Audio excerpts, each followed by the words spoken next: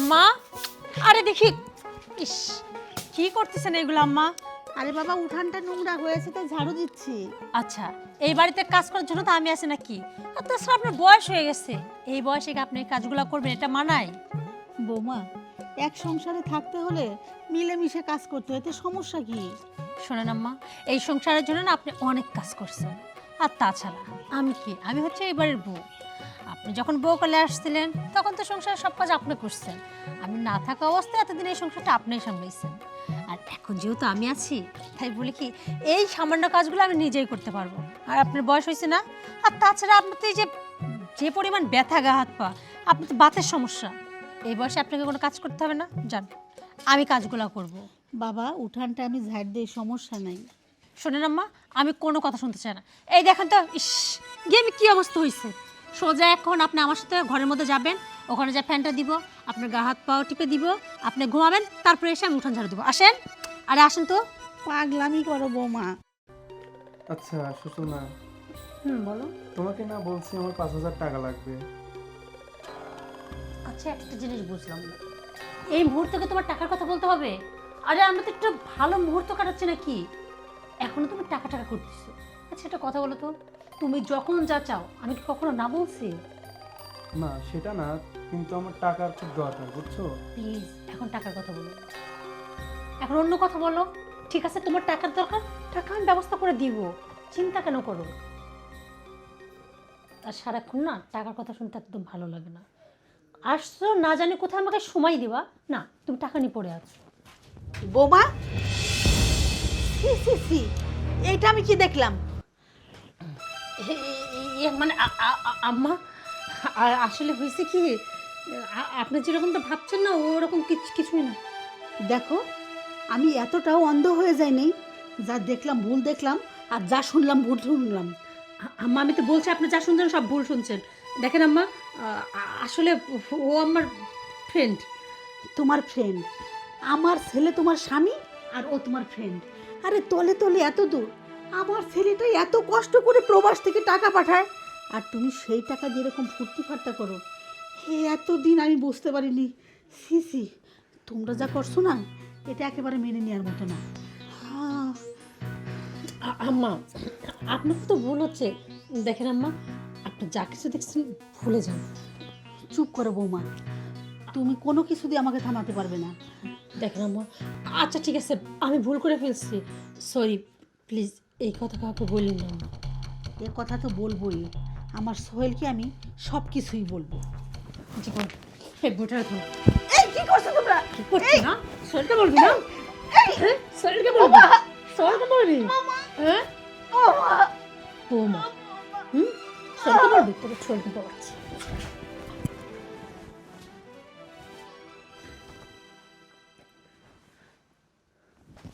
হেই, তুমি তো কি করলা? হ্যাঁ, ও, আরে উনি তো মারা গেছে। কি? আরে আমি তো তোমাকে ভয় দেখানোর কথা বলছিলাম, তোমার একদম মেরে ফেলানোর কথা বলছিলাম। আরে আমি তো বুঝতে পারি নাই। এখন কি করবো?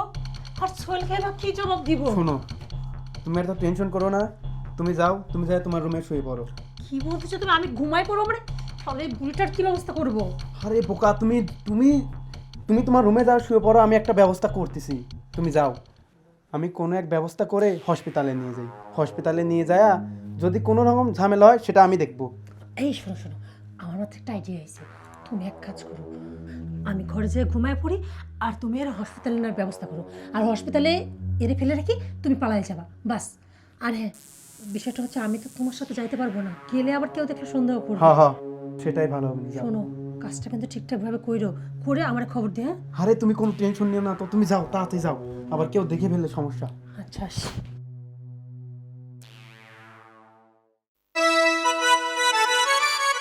সুতনা, সুতনা, আরে কে?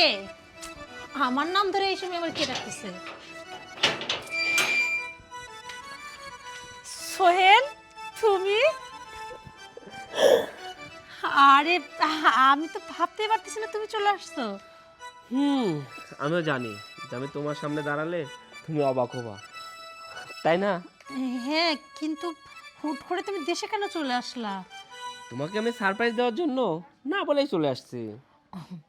ও আচ্ছা, ভালোই করছো। না মানে বলছিলাম, আমি ভাবছিলাম তুমি অনেক দেরি করে আসবা। কেন, আমি আসাতে তুমি খুশি হওনি? আরে না না, খুশি কেন হব না, আমি তো অনেক খুশি হয়েছি।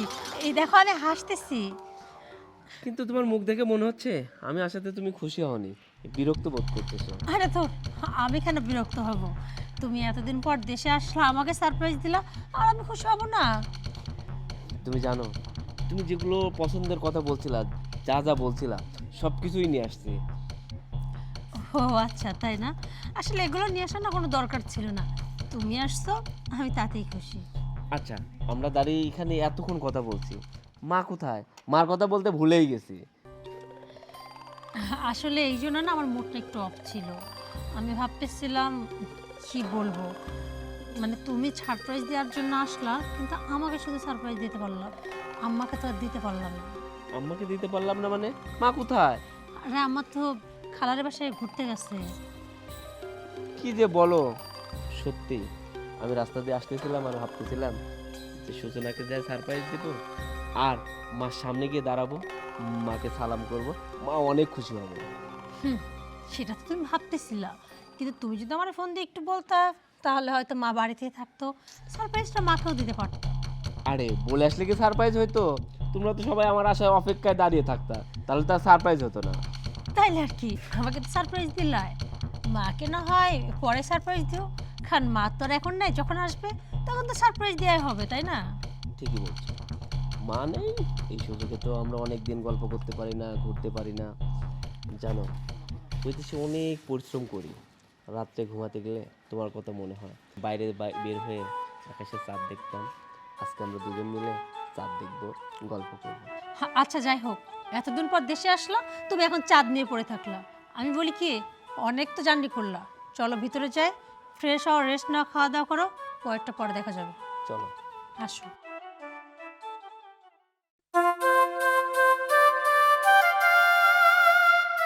আসসালামু আলাইকুম। ওয়ালাইকুম আসসালাম।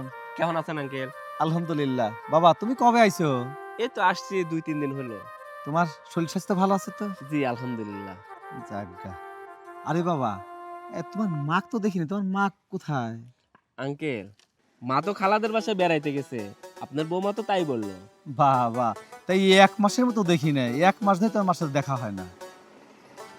কয়দিন ধরে গেছে সেটা তো আমি জানি না, আমি তো প্রবাস থেকে আসতে পরশুদিন। আপনার বৌমা বলল যে খালাদের বাসায় বেড়াইতে গেছে। যাক বাবা, বাবা তো নাই, মায়ের দিক যত্ন নিও বাবা, খেয়াল রাখো মায়ের। আঙ্কেল, আপনার বৌমা আমার মাকে অনেক সেবা করে, অনেক যত্ন করে, কেউ দেখলে বিশ্বাসই করবে না যেটা বৌমা আর শাশুড়ি নিজের মায়ের চাইতেও বেশি যত্ন করে। মাশাআল্লাহ, খুব খুশি হলাম। কেননা দেখো বাবা, তুমি ছোট্ট ছেলে, তোমার বাবাটা মারা যায়, তোমার মা অনেক কষ্ট করে তোমাকে বড় করছে, দেখো প্রবাসে পাঠাইছে, এখন তুমি কত টাকা ইনকাম করো, এখন তোমার মাকে তো সেবা যত্ন করবে, তোমার মাকে ভালোবাসবে, পাশে পাশে রাখবে বৌমা, আর নিজের মেয়ের মতো যদি সে যদি সেবা যত্ন করে, এর চাইতে আর খুশি হয়? অনেক ভালো আছে তোমার মা, শুনে খুব খুশি হলাম বাবা। আঙ্কেল, আমাদের জন্য দোয়া করবে। সত্যিই তো, খুব ছোটবেলায় আমার বাবা মারা গেছে, আমার মা কত কষ্ট করে আমাকে মানুষ করছে। আমি যখন প্রবাসে যাব, টাকা পয়সা ছিল না, আমার আত্মীয় স্বজনের কাছে হাত পাচ্ছে।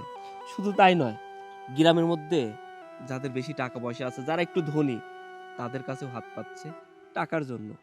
কত কষ্ট করে টাকাটা জোগাড় করছে, তারপরে আমাকে প্রবাসে পাঠাইছে। দেখেন আঙ্কেল, আল্লাহর রহমতে এখন আমি অনেক টাকার মালিক, অনেক টাকা ইনকাম করি।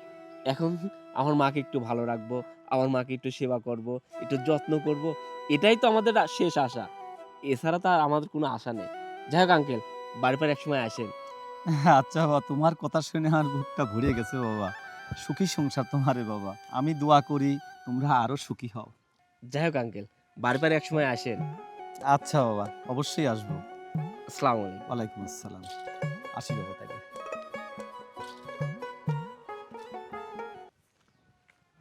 সব ঠিক আছে, কিন্তু আঙ্কেল যে বলে গেল আমার মা 1 মাস ধরে বাড়িতে নেই, তার মানে সূচনাকে আমাকে মিথ্যা বলছে। আমার মতে 1 মাস ধরে খালার বাড়িতে থাকার কথা না। আমার মা যদিও বা খালার বাড়িতে যায়, 1 থেকে 2 দিন থেকে চলে আসে? এই কথার উত্তর একমাত্র সূচনাই দিতে পারবে। আমি এখনই যে সূচনাকে জিজ্ঞাসা করব, আমার মা সত্যি খালা বাড়ি গেছে না অন্য কোথাও গেছে?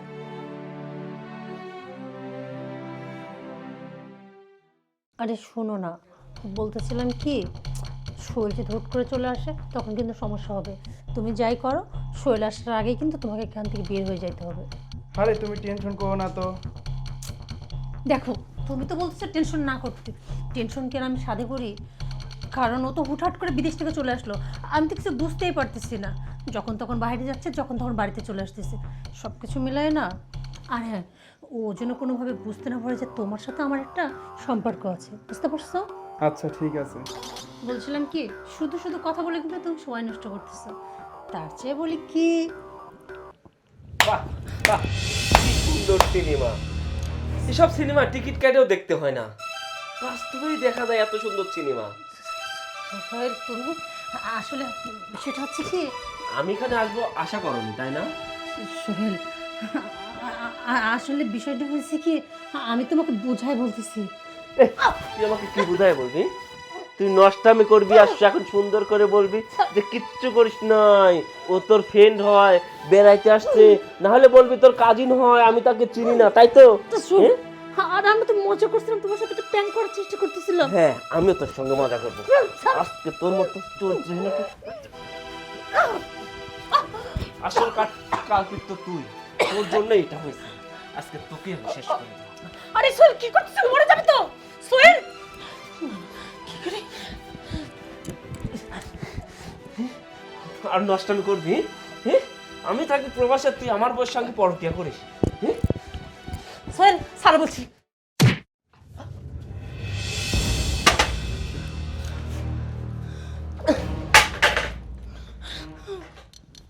সূচনা, কি করলা তুমি? আমি আসলে কি করবো বুঝতে পারতেছিলাম না। তোমাকে তো ছাড়তেছিলাম না, তোমার তো একটা ক্ষতি হয়ে যেত।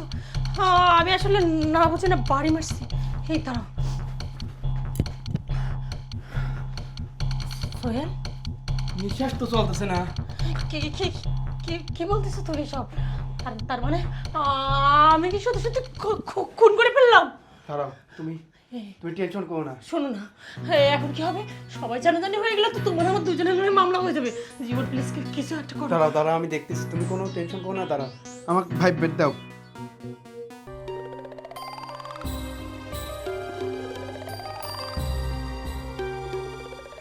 সূচনা, সারা দিন কেটে গেল, রাত হয়ে গেল, এই লাশটাকে তো এমনি করে ফেলা রাখা ঠিক না।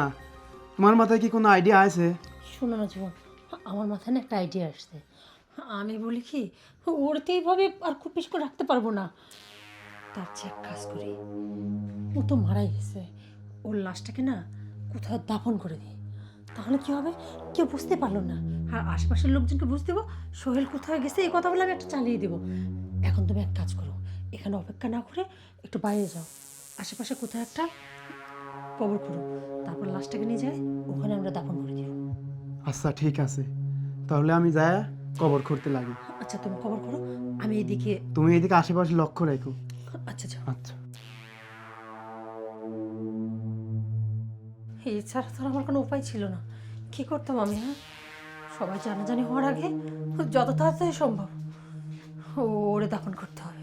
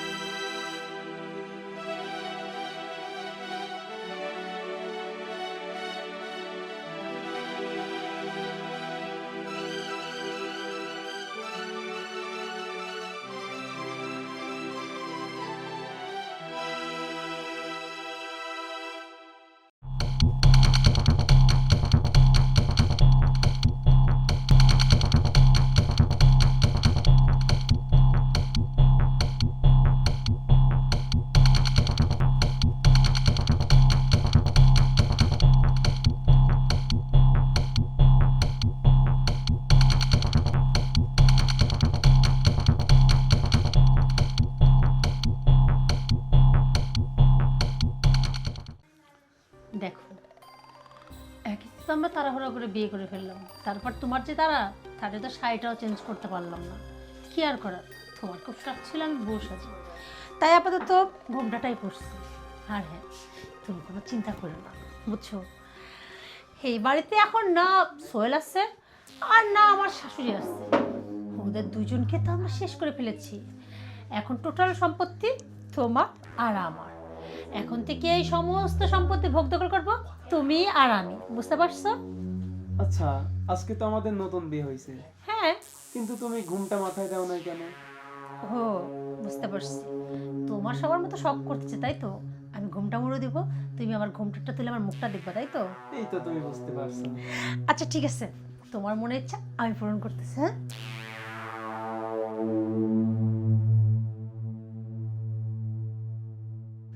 এই দেখো, আমি চোখটা বন্ধ করে আসছি, তুমি এক কাজ করো, তুমি ঘুমটাটা সরায় আমার মুখটা দেখো। হ্যাঁ,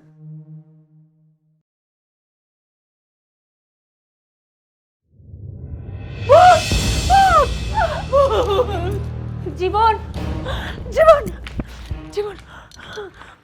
কি হয়েছে? আর তুমি জানো, আমি যখন যে ঘুমটা দিয়েছিলাম, ঘুমটা তোলার পর দেখি আমার সামনে সব সোহেল দাঁড়ায়। কি? সোহেল কোথা থেকে আসবে? আর আমি সেটাই তো বুঝতে পারছি না, সোহেল কোত্থেকে আসলো। বিশ্বাস করো, আমি না সত্যি সোহেলকে দেখছি। আরে সোহেলকে আমি আর তুমি দুজন মিলেই তো মেরে ফেললাম, সোহেল কোথা থেকে আসবে? সেটা তো আমিও জানি, কিন্তু আমি না নিজেও বুঝতে পারতেছি না সোহেল কোত্থেকে আসলো। এই, তার মানে কি আমি ভুল দেখছি? কিন্তু না না, এই দেখো, আমি তোকে বলছিলাম না সোহেল, সোহেল ফিরে আসছে। শোনো, শোনো, এইভাবে দাঁড়াই থেকে কিন্তু লাভ নেই। কিরে, হ্যাঁ, তুই আমার পিছু ছাড়তেছিস না কেন? হ্যাঁ, কি কি কি সমস্যা? আমি ভূত না, আমি সোহেল। কি? না না, আমি তো তোকে মেরে ফেলছি, তুই কিভাবে বেঁচে থাকবে? হ্যাঁ, আমি মরি নাই, আমি বেঁচে আছি। ও, তুই বেঁচে আছিস না? একবার তুই বাঁচতে পারছিস, এইবার তো আর তুই বাঁচবি না। জীবন শোনো, ও তোমার আমার মাঝখানে বাধা হয়ে দাঁড়াবে। তুমি যাও, এক্ষুনি ওরা শেষ করে দাও, যাও।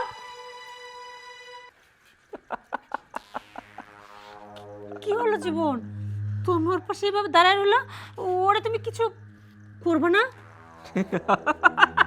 এই এই, তুমি হাসতেছো কেন? তুই কি ভাবছিস জীবন আমাকে মারবে? হ্যাঁ, না, জীবন আমাকে কখনোই মারবে না, কারণ ও হচ্ছে আমার ছোট ভাই। ও একটা অনাথ, ওর বাবা মা কেউ নেই।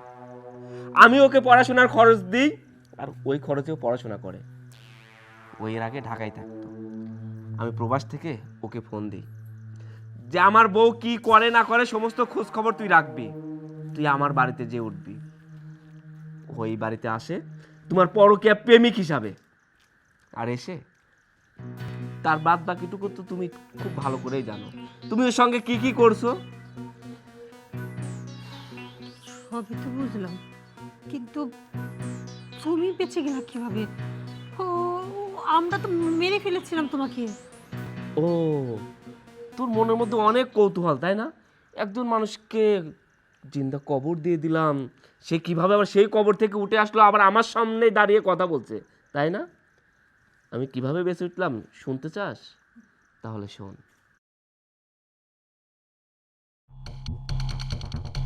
আবার কি হলো? ওই দেখো, একজন আবার এই সময় আবার কল দেওয়া লাগলো। আচ্ছা, তুমি কোদালটা নিয়ে বাসায় যাইতে লাগো, আমি আসতেছি। শোনো, বাড়ি কিন্তু দেরি করো না, তাড়াতাড়ি এসো। হ্যাঁ, আচ্ছা, তুমি যাও, তাড়াতাড়ি বাসায় যাও, আমি কথা বলে আসতেছি। আচ্ছা।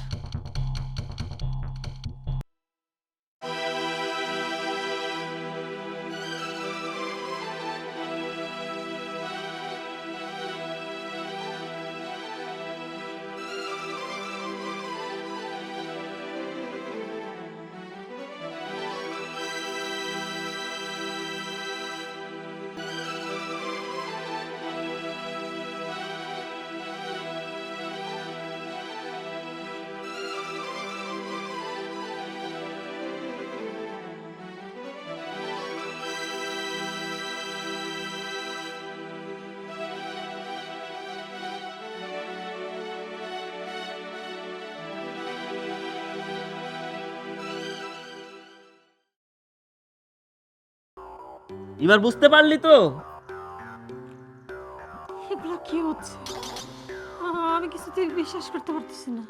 শুধু এটাই শেষ নয়, আরো একটা চমক আছে, দেখবি? চমক? কি কি চমক? মা, এদিকে আসো। মা? না না, এইটা কোনোভাবে সম্ভব। আম্মা? আম্মা কিভাবে বেঁচে গেল? আম্মা তো আমার চোখের সামনে মরে গেছিল। আর জীবন, তুমি তো আমাকে নিয়ে গেছিলা, তাহলে আম্মা বাঁচলে কিভাবে? আম্মা, তোমার সাথে কি কি ঘটছিল এবার তুমিই বলো। বৌমা, একটা মানুষকে মেরে ফেলা খুব সহজ, তাই না? তুমি মনে করছিলে যে কাকে চোখ বন্ধ করে সাবান লুকাবে, কেউ দেখতে পাবে না। রাখে আল্লাহ, মারে কে। আমি কিভাবে বেঁচে গেলাম শুনবে? শোনো তাহলে। শোনো, কাজটা কিন্তু ঠিকঠাক ভাবে কইরো, করে আমার খবর দে। আরে তুমি কোনো টেনশন নিও না তো, তুমি যাও, তাড়াতাড়ি যাও, আবার কেউ দেখে ফেললে সমস্যা। আচ্ছা আসি।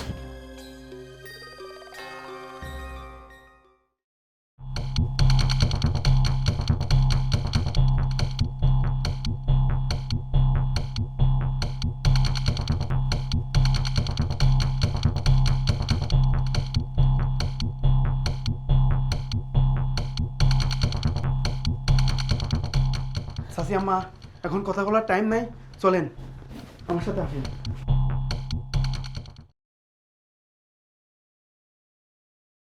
আমার মা একটা কথা বললো, শুনিস নাই?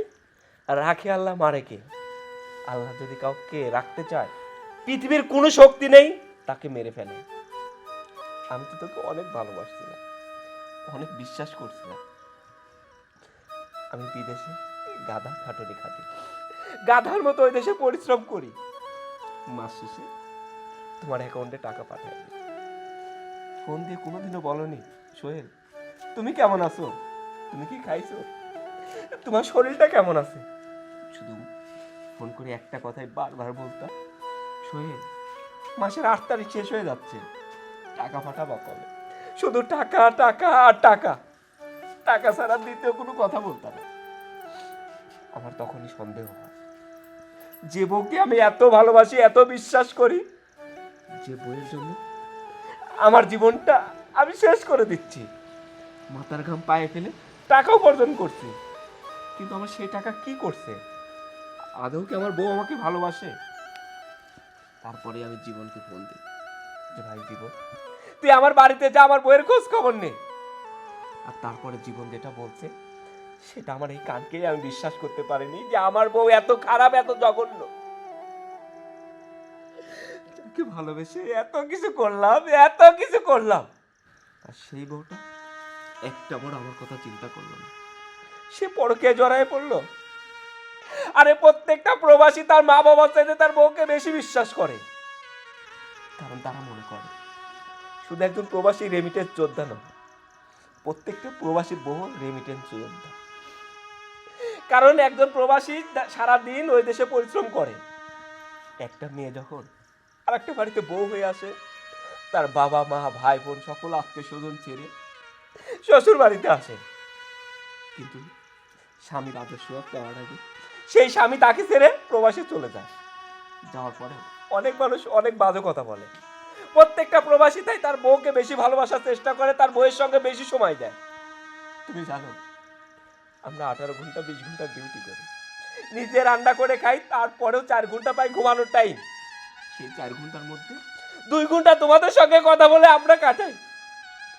চোখটা বুঝলেই ঘড়ির অ্যালার্ম বেজে ওঠে আবার কাজে যাওয়ার জন্য। সকালবেলা তাড়াহুড়া করে আবার কাজের উদ্দেশ্যে বের হই। তবুও তোমরা বুঝো না, একজন প্রবাসীর কষ্ট কখনোই বুঝো না তোমরা, বুঝতেও পারবে না। একজন প্রবাসী এত কষ্ট করে তার প্রিয় মানুষটাকে ভালো রাখার জন্য, আর কিন্তু তোমরা ভাবছো তোমাদের স্বামীরা ওই দেশে কাজ করবে আর তোমরা এই দেশে পরকীয়া করে বেড়াবে। তোমাদের মতো মেয়েদের কারণে প্রত্যেকটা প্রবাসী তার বউকে আর বিশ্বাস করবে না। তাই আমি তোকে ক্ষমা করবো না। আমার তো এখন ইচ্ছা হচ্ছে তুই আমাকে যেভাবে জিন্দা কবর দিয়েছিলি, আমিও তোকে ঠিক সেইভাবে জিন্দা কবর দিই, কিন্তু তুই যতটা খারাপ আমি ততটা খারাপ না। তাই ভালোই ভালোই বলছি, এই বাড়ি ছেড়ে চলে যা। সোহেল, আমার ভুল হয়ে গেছে, শোনো না, তুমি আমারে ক্ষমা করে দাও। সোহেল, আরে তোর স্থান তো ছিল এই জায়গায়, তুই এত নিচে নামলি কেন? তোর তো নিচে নামার কথা ছিল না, তোর তো স্থান ছিল এই জায়গায়, এই জায়গায়, এই জায়গায়, এই জায়গায়। কিন্তু এই জায়গাটায় তুই কত বিক্ষত করে দিছিস। আমি চাই না সেই জায়গাটা আবার তুই ক্ষত বিক্ষত করিস। এই তোর মতো মেয়ের কোনো ক্ষমা নেই। আমি তোকে খারাপ কিছু করার আগে তুই এই বাড়ি ছেড়ে চলে যা। সোহেল শোনো না। চাপ!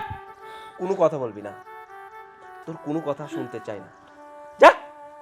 যে বউ তার স্বামীকে জিন্দা কবর দিতে পারে একজন পরকীয়া প্রেমিকের জন্য, সে কতটা খারাপ কতটা জঘন্য সেটা বুঝতে আমার আর বাকি নেই। তাই ভালো ভালো বলছি, বের হয়ে যা, বের হয়ে যা বলছি।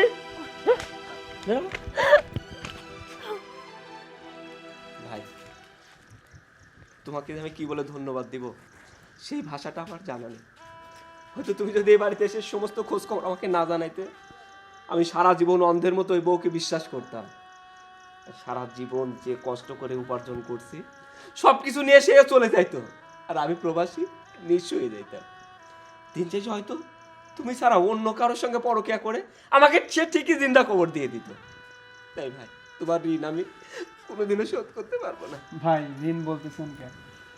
আমিও তো আপনার কাছে অনেক ঋণ। আপনি যদি আমাকে না দেখতেন তাহলে এই পৃথিবীতে দেখার মতো কেউ আমার ছিল না।